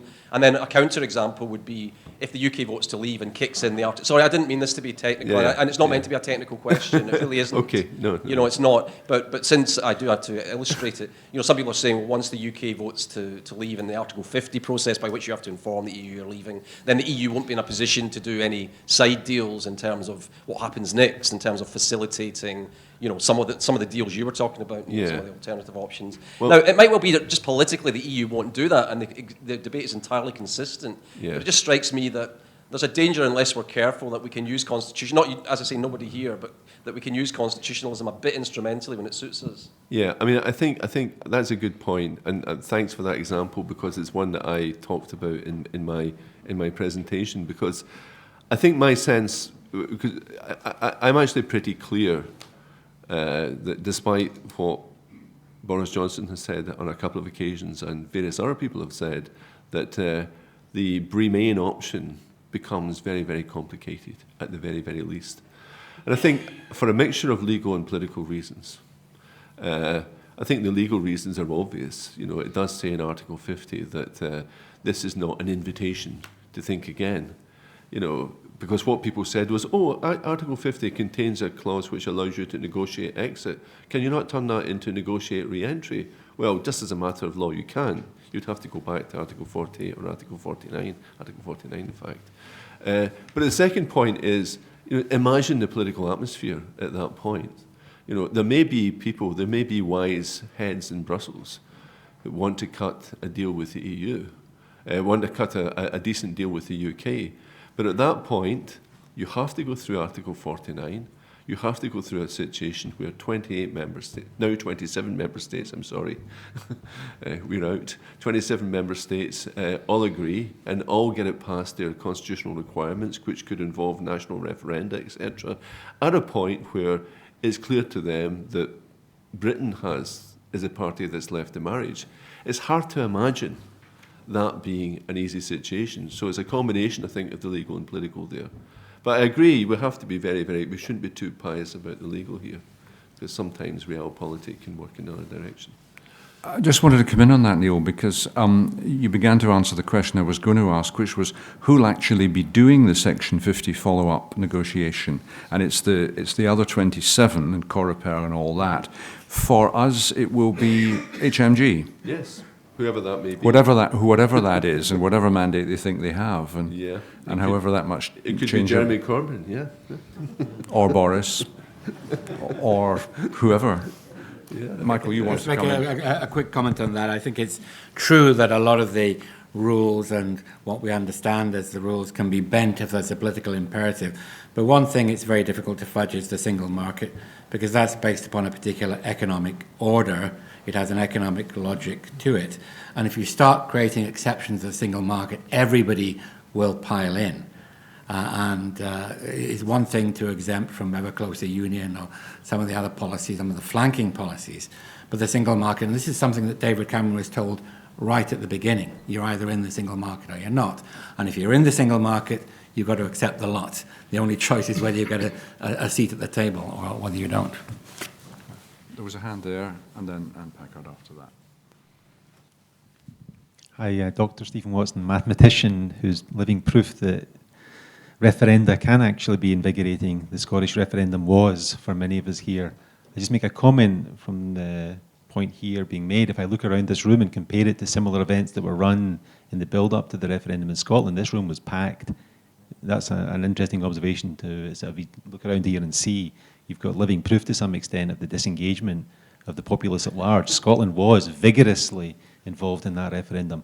I've got quite a few things to say, and I'm going to direct them at individuals. It'll take about 2 minutes to get through this. Hopefully the chair will have patience. So you could please. So this first one is direction questions to individuals. So Ian McLean in Evans, the House of Lords Select Committee on the Constitution in the Scottish debate was asked, do you think the Scottish Government timetable is realistic? and you came back and said, I do not think it's realistic. I look at this from the perception of a game theorist who says that you think back from the final conclusion. The interest of the UK government in the event of a yes vote in Scotland is simply to say no to everything. The chairman then asks, is that in spite of the Edinburgh Agreement? And you said yes, in spite of the Edinburgh Agreement. My question for you in relation to the EU exit situation is the 2-year timetable compatible, and how will the EU approach that as a game theorist? 1 minute. Yeah, thank you. The second question's for John. I was kind of intrigued by John exploring the role of what would be the competencies of the Scottish Government in the event of an exit, the EU competencies that would be devolved. I think that's something interesting to explore. In particular, the blue economy that Scotland can so easily take advantage of. To what extent do we have access to that in the event of a Brexit? For Neil, I just have a joke to make. As a mathematician, differentiation and integration are exact opposites of one another. They cancel each other out. So I'd invite you to revisit your differentiated integration, because it may leave us standing still. And then the last thing is in relation, I've got my paper here, in relation to the point that Charlie Jeffrey made, that this EU debate may in fact cause a reinvigoration of politics in the UK. That I strongly doubt, because the grassroots movement, which was instrumental to that here, took 2 years in Scotland to build, and the UK government's choice to race through this referendum is precluding that. Maybe you can argue against it. Thank you. Well done. You did that in the 2 minutes. Where are we going to start? Ian, you're standing on your record of what you said 2 years ago. Standing on my record, what I said, and that, of course, was about the Scottish referendum. I think I take what I think I'm more or less invited by the question to say, which is that, if you will, the game theoretic considerations are just the same in this case, that co-repairer, whoever it is who is negotiating on the 27, is in a stronger position in this because it can just say no to everything.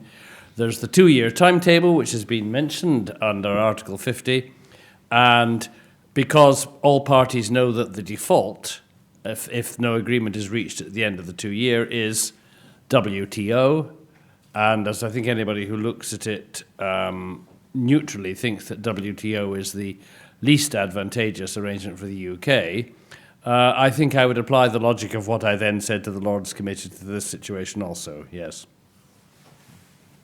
Michael. Yeah, my name's Michael, not John. Yeah, we did have a very big meeting starting off this series. I think you were here, Stephen, a few weeks ago as well. What would happen to the devolved competences? Well, we don't really know. It's just, it is a quirk, because when the Scotland Act was designed, the government decided not to specify the devolved competences, specify the reserved competences. Everything else is, by default, devolved.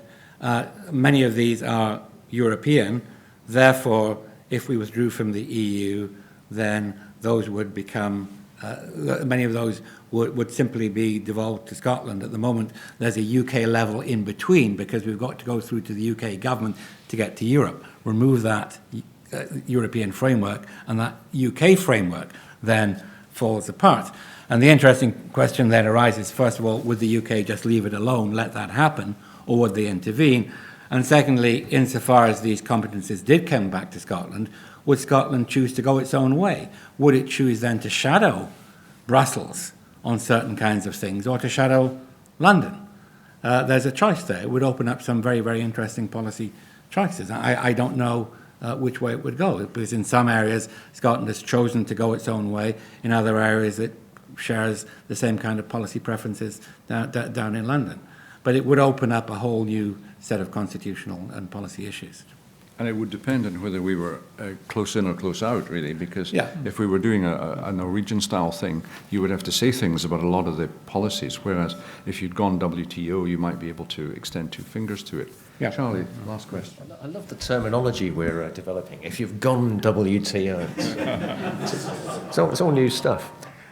You're quite right. I'm looking at this room. It's both not as full as equivalent events during the Scottish referendum, and I think if you took an average, I don't wish to slight anybody in the room, it's probably a bit older than the events during the Scottish referendum. That says something about Scotland, perhaps in particular about Edinburgh. It doesn't say the same about parts of England, where this issue is really mobilising. And in particular categories of citizen in England, partly where people live, so in peripheral coastal regions, smaller, declining northern towns, older people in England, less highly educated people in England. These are people who have felt that they lack voice in the UK's political system. The EU has been a mobilising issue for that sense of voicelessness, and they're finding people who are speaking for them. That may be quite an uncomfortable message to others who don't share that background or those views. And at a meeting I was at with Michael the other day, I warned against something I called the liberal cringe, because we're seeing things which may not be part of our value system, but they're very real to other people. And it's been very, very interesting to see how some politicians in more mainstream politics in England have tried to wrestle with this. People like John Cruddas in the Labour Party, who's got Dagenham, I think, is his constituency, which is one of those areas which is really tempted towards UKIP. And John Cruddas is saying, hold on, we've got to say something about immigration. The people who are in my constituency think immigration is bad. Now, our value system tells us something else. So how do we reconcile that? And I think people have felt nobody is speaking for them. So for some people, especially in England, this is a point of political mobilisation. It is a point of re-engagement with the political process, even if we don't like the themes which engage them. The only thing I'd ask then briefly is the extent to which there's an online movement, because you see one of the signatures of what happened here was the extent to which, away from the mainstream media and away from politicians and pundits, you really had a massive engagement online. Is that similarly happening? Are there grassroots online movements? The demographics don't support that quite as much as in the Scottish case. Chair's discretion, I'm not going to ask Neil to give us a disquisition on integral calculus. I think, Anne, you had your hand up.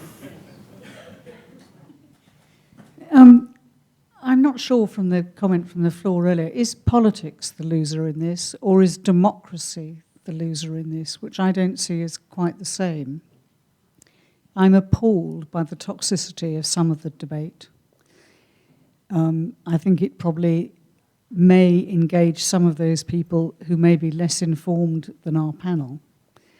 And I just worry that a decision which appears to be in perpetuity is taken in such a vitriolic atmosphere.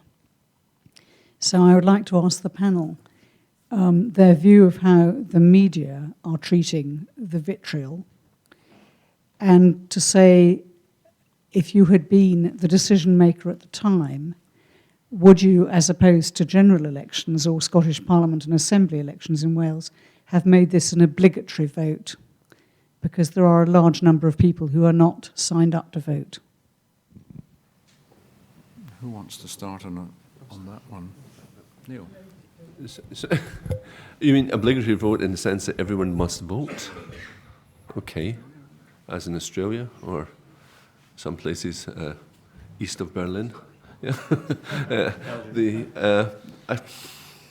I don't know if that would, I think the dispossessed, uninterested remain uninterested. You can force people to vote. You can't force people to think about how they cast their vote.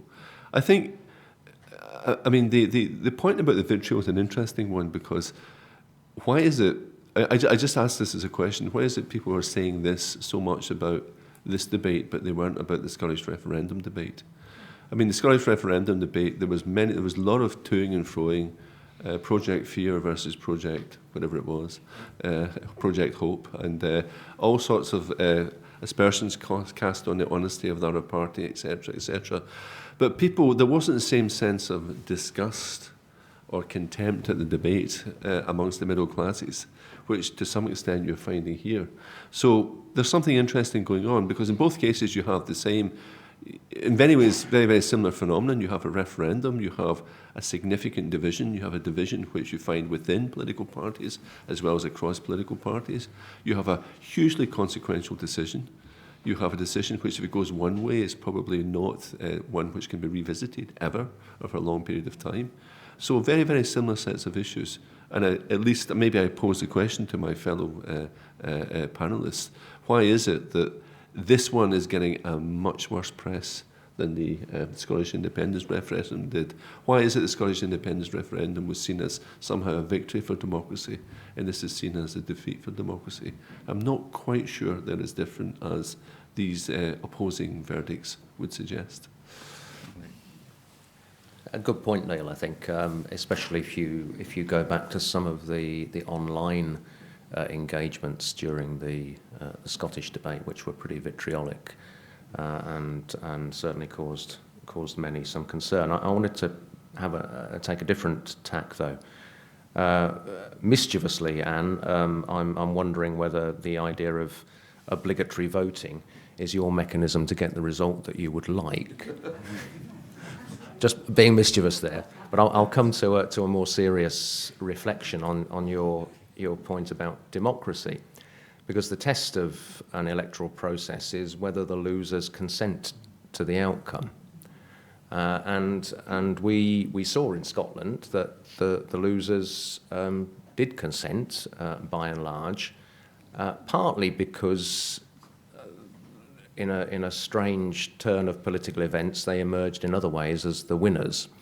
And to some extent, the problem was with the winners, who found themselves in an uncertain situation given that they had won. And it was a very, very strange situation in Scotland. But the losers consented. They might have said, well, we'll have to have another referendum, but they consented to the result. What's the situation going to be after the 23rd of June? Are the losers, whoever they might be, going to easily find that position of consent to the outcome? Now, that may be partly associated with the vitriol that we're seeing from the campaigns, but also nurtured perhaps in the media coverage of the campaigns, which make the divisions, especially within a political party, really, really stark. I wonder whether the losers, I'll make that a more pointed comment, whether the losers in the Conservative Party will consent to the outcome. Charlie, just don't be sure you think you know how I vote. The last person who made that mistake had to be told that in the Scottish Parliament I'd only ever voted for Margot MacDonald and Robin Harper, so don't make assumptions. I'm firmly put in my place. There was one hand there, and then this gentleman wants to come back, so you first. Hi, thank you. The title of this series is Constitutional Options, and taking the two papers that we heard earlier on, Michael's paper and Neil's paper together, especially Michael's, where it kind of sets out a series of dilemmas with not very clear answers. I'm left wondering whether the A route through this might be differential implementation of powers. According to the different devolved parts of the UK. The best example I can think of would be the Common Fisheries Policy, where Scotland could conceivably pursue its particular agenda. But whether that was done inside a variable geometry or whether it was done as part of a multi-speed arrangement, I don't know. But I'd just like to throw that there as a possible constitutional optional route for the future and see what people made of it. I do always remember Hugh Brown, who was the MP for Provan, that well-known fishing constituency, and once said to me and some others, the trouble is, you see, the fish can't see the lines on the map. And I'm saying that just to give Michael time to come in. Yeah, I've long thought that one way of dealing with this issue of diversity is to give the sub-state entities, whether it's devolved nations or regions or cities or whatever, some of the discretion that member states have to change the way they apply European law. Why should it just be states? In the agricultural policy, environmental policies, for example, you're given a broad policy objectives. How you do it is up to yourself. And there were some discussions around this in the EU, some of which I was involved in about 10 or 12 years ago, and they went absolutely nowhere at all. There was a proposal that you could have partners of the union. This was when they were talking about regions. Regions could become partners of the union, sign an agreement with the Commission, take down some powers, a bundle of powers, and maybe exercise them in a more imaginative way. There was only one such agreement signed, I think, and that was in Scotland, and everybody seems to have forgotten about it, because we went back to an intergovernmental model of Europe. It's just the nation states, just the 28, and the Commission couldn't be bothered dealing with anybody else. I think that was a pity. And if Europe is going to re-engage with the citizens, it's got to re-engage with local communities to a much greater extent, rather than simply dealing with national governments. But frankly, that's just not on the agenda at Brussels at the moment, and I think it's a great pity.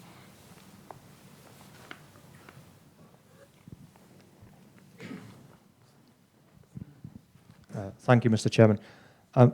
Just with the political experience on the panel, one angle I don't think I've heard discussed this evening is what might happen to the rest of the EU in the event that the vote goes either way, but particularly the Brexit way, particularly given that a lot of EU governments are running themselves on fairly thin majorities, and there's been strong expression of dissatisfaction with the EU across several countries. So I'll be very interested in the panel's thoughts on the reaction in the rest of Europe and what might happen to the rest of the EU. We have seen some pretty close calls on Lisbon Treaty and so on. Ian?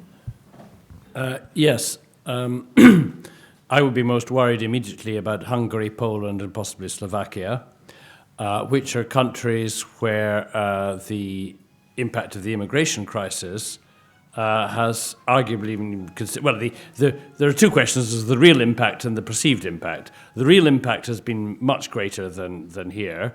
It is led, and this may have been one of the things behind your question, it has led to the election of authoritarian populist governments in Hungary and Poland. You're nodding your head, it concerns you, it also concerns me. Is this leading to a general disintegration of Europe? Well, that's a crystal ball question which I'd rather back out of. Maybe I read somewhere today in a German paper, I think, that the Germans are mainly worried about it because they see Britain as reinforcing or, well, counterbalancing German strength, which and a Brexit would, they fear, expose French weakness in the kind of axis, which has always dominated the EU, which is there notionally at the moment, but it's not there in practice, I think, because, well, we've got a weak French president. They're going to go into elections, and God knows what's going to happen. And I think that is, I mean, in that sense, when I first was angry, which happens when people do these renegotiations and stuff, I thought it was quite a reckless move towards the EU at the time, calling a referendum about Brexit at a time when there are other things that need to be sorted out first. So, and I think that there is it's going to be a huge problem for the EU. And it's also, I mean, it's another factor that will make the negotiation process so difficult to predict. Because, I mean, our debate in the UK is always this bilateral debate. It's always Europe. But they don't speak with one voice. I mean, they speak with 27 member states' voices plus the Commission's voice plus the European Parliament's voice, which can be very, very different. So we've got 29 players to deal with. And that is very, very difficult to rein in, if you want to do that as a negotiator from a UK perspective, where you've also got, you're not speaking with one voice because, say, we've got Boris Johnson in charge of the negotiations, or Michael Gove, which I think is more likely because he actually reads his briefs. You can, and you've got a parliament behind them that isn't pro-Brexit, so they don't have an easy stand either. So it's going to be a big mess, in other words. Looking at it from the point of view of the question and some of the comments that were made about some of the authoritarian regimes and looking at the work that you did on ECHR, I mean, are there any implications of Britain leaving for the stability of Strasbourg. That's not the European treaty, but the original 1949 thing that you wrote about. Are people worried about the continuity, integrity of that? Well, I speak as somebody who was in Krakow at the weekend, and we went to a play, and in the middle of it, the actors stepped out of role and addressed the audience for half an hour about what was wrong with their government. It was quite spooky. I mean, I was waiting for the secret police to come in and arrest us at one point because we were all there listening to this diatribe in Polish, but we had a translation. It was quite an old-fashioned moment.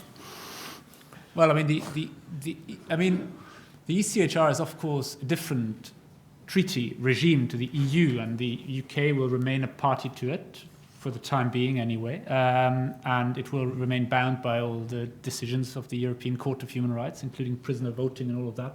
And sometimes that is thrown into the mix, actually by both sides, which is quite funny. Some people who are pro-Europe and not, they're not constitutional lawyers, so they haven't thought about it for as long as some of us on this podium have, and they will say, well, what will we do if we leave the EU? We're going to lose all these human rights, which is, of course, not quite right. And on the other side, you can see it in the Leave campaign. They want to give prisoners the vote. That's why we should leave. I think there might be externalities for human rights policy, not only in the ECHR system, but also in the EU, in the UK, because we're seeing the British Bill of Rights discussion kind of floating along in the background a little bit. I mean, the Queen's speech, she again said, my government will consult widely on this issue.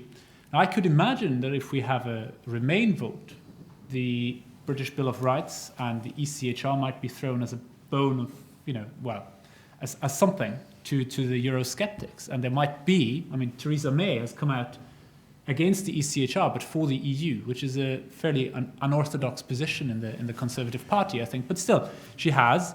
And so it could be that a British Bill of Rights that will be quite restrictive will be whipped through and will be consented to even by pro-European or more liberal-minded Conservative MPs, because they know they have to give something to heal the rifts in the party. On the other side, if we have a Brexit vote, I think the whole Bill of Rights thing might just fizzle out, because the government will be busy with doing stuff that actually matters. Brexiting. Yeah, Brexiting, which will be difficult, May I interject, though, Tobias? I don't think it can be whipped through.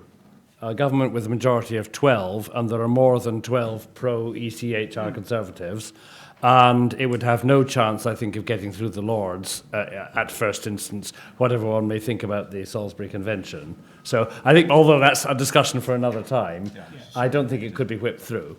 Can I come just on because I think it was a great question, and a very, very broad question, and it's interesting that the first part of the answer correctly emphasises the degree of support that the Leave side is getting from other Eurosceptic elements within Central Europe, but also Le Pen in France and some of the nationalist parties in Scandinavia.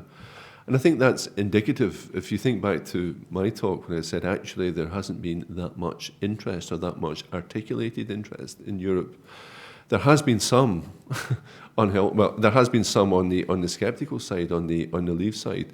In the Remain side, those who are on Britain's side have been far more circumspect, and I think that's for two sets of reasons. One is that there's a sense that perhaps giving too much vocal support from abroad won't necessarily help the case of Remain. But also I think it goes back to a point that Michael made about permissive consensus, the way in which support for Europe has become very, very tacit. It's something which is not made in explicit terms. It's something which is there's something kind of banal about it. It's basic. It's not something which is strongly articulated or even strongly felt. It's one of the issues within the UK, but I think it's one of the issues within the EU generally. And presumably one of the consequences of Brexit would be it would force a degree of soul-searching within the EU, and those who actually wanted the EU project to continue to develop, etc., would have to be more articulate about their wishes. Hopefully that will happen either way. But I do think that, in a sense, those who are very, very pro-European have been guilty of complacency over many years and not developing a strong narrative why they're in favour of Europe. Now, the gentleman there. And then. Thank you. My question is a rather different one. In the early days of the EU, especially first 6 members, I think that there was a strong element of the whole thing being a peace project. These countries wanted strongly never to be at each other's throats again. Now it seems that this has almost been forgotten, has fallen by the wayside, and of course the Second World War, although it was, the background to my most formative years, it was 70 years ago. So what do the panel think? Has this part of the motive for the formation of the EU been largely forgotten and overtaken by economics?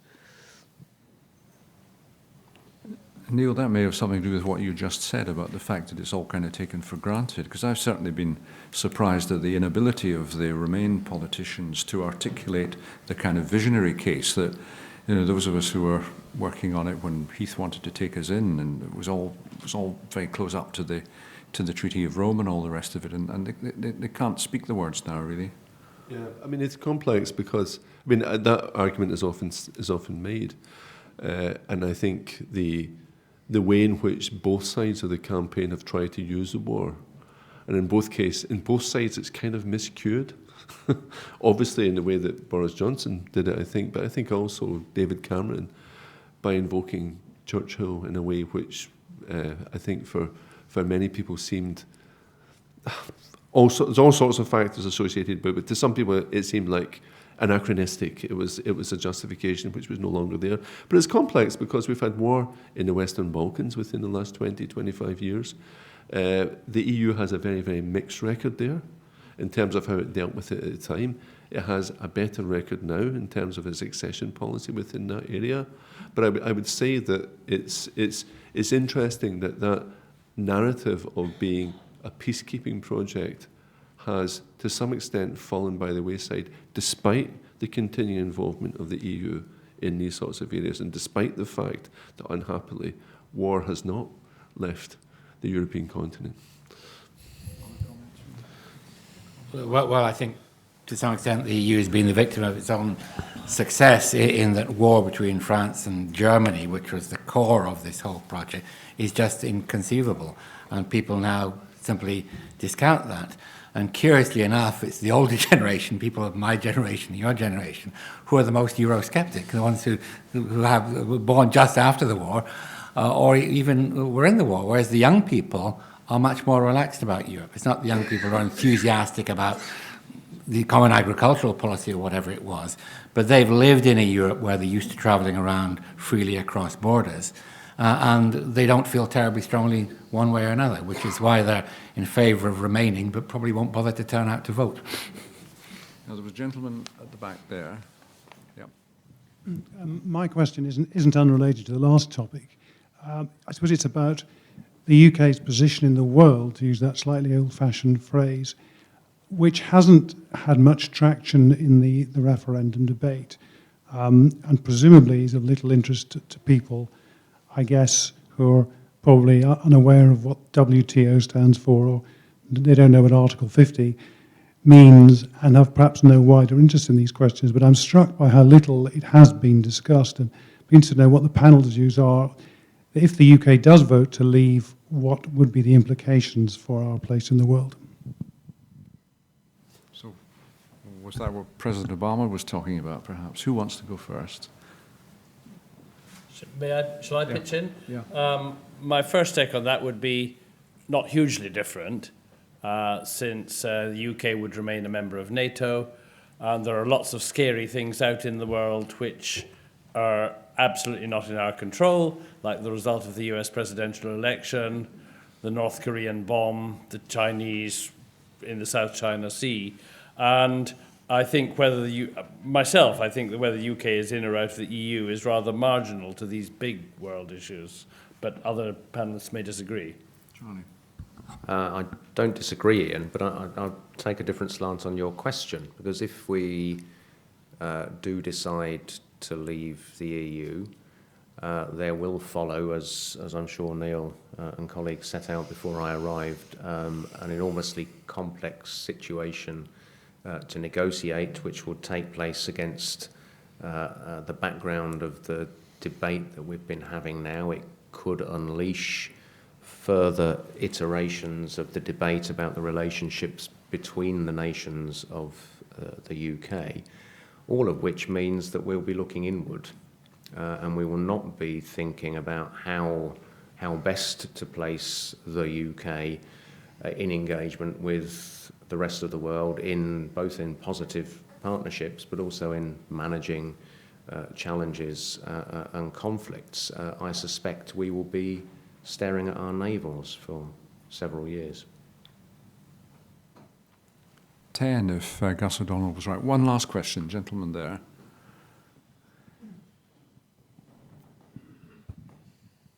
Regardless of whether Britain exits or not, is it not about time that the European Union stopped and took stock about its structure and where it's headed?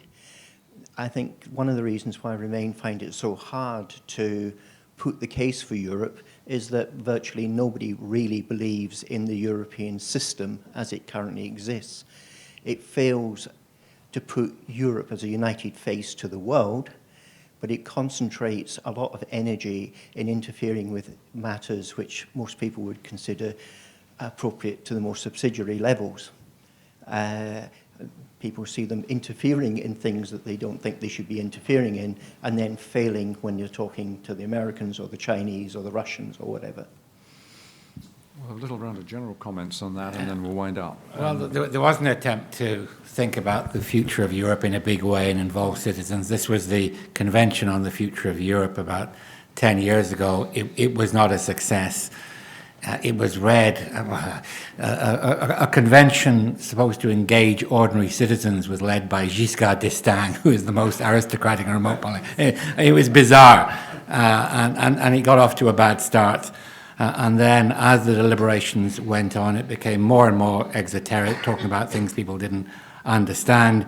Towards the end, the national governments just moved in and took over. And that was then turned down by the electorates in France and the Netherlands, never even came to a referendum in this country. So following that experience, which I think was a very poorly planned experience, starting from the top instead of the bottom, the EU has just muddled through. And there's certainly been a loss of vision, and that is responsible for a lot of the cynicism about Europe that we see at the moment. Other comments, Tobias? Well, I think they just can't just take stock because they don't have time to do it. Because, I mean, there's the Euro crisis, which is technically so complicated I haven't even tried to understand it.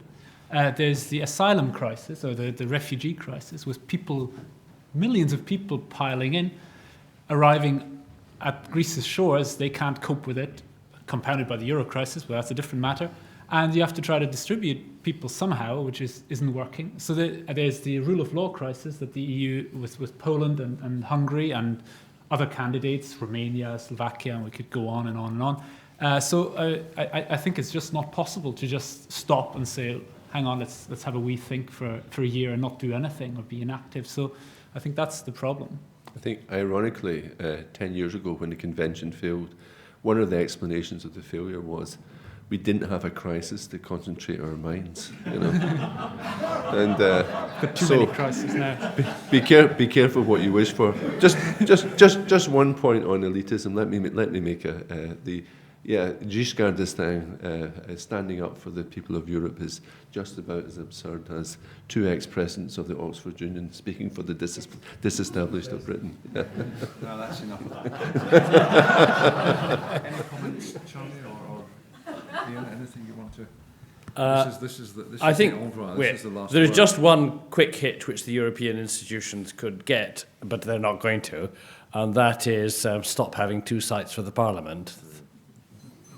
Okay, well, that's a long runner all my adult life. I think I hand over now to Alan Alexander to wrap up the series and the evening. Thanks very much indeed, Muir. I was just thinking when Michael in particular was talking about the generational differences in this debate. The three young people with whom I interact most often are my grandchildren, one of 20 and two in their early 30s. And their general reaction is, why are we even asking this question? And they're very committed, but you know, they assume that we are part of Europe. And that may be part of the explanation for the differential enthusiasm. We had an ambition here at the RSE to bring to bear rigorous analysis, facts, and objectivity. And I think this evening we've succeeded in that, as we have throughout the series. I think it's particularly important that, as well as having the kind of event we've had this evening, we have published a whole series of position papers bearing on a very wide range of issues that affect this debate and this decision. Not all of these papers have actually been presented at the events and debated at the events, so I do encourage you to go onto the RSE website where these are all available. Also, you will receive after this event a questionnaire evaluating this, and if you've been at the other events too, evaluating the series, I'd very much encourage you to complete that and send it back to us. Finally, it falls to me to thank our panellists this evening, who I think have brought that excellent combination of erudition and wit to a very, very serious issue. My test is when people take the subject seriously without taking themselves seriously, and I think our panel passed that test remarkably well. I don't want to single any of the panellists out, but I do want to single Muir Russell out because he has brought this series to an end very successfully. We didn't know when we set it up, Muir, that we were only going to have effectively 3 months to cover a very wide range of issues. And I think you've done that extraordinarily well. We brought a large number of people from all over Europe to speak here and to try to inform this very important debate.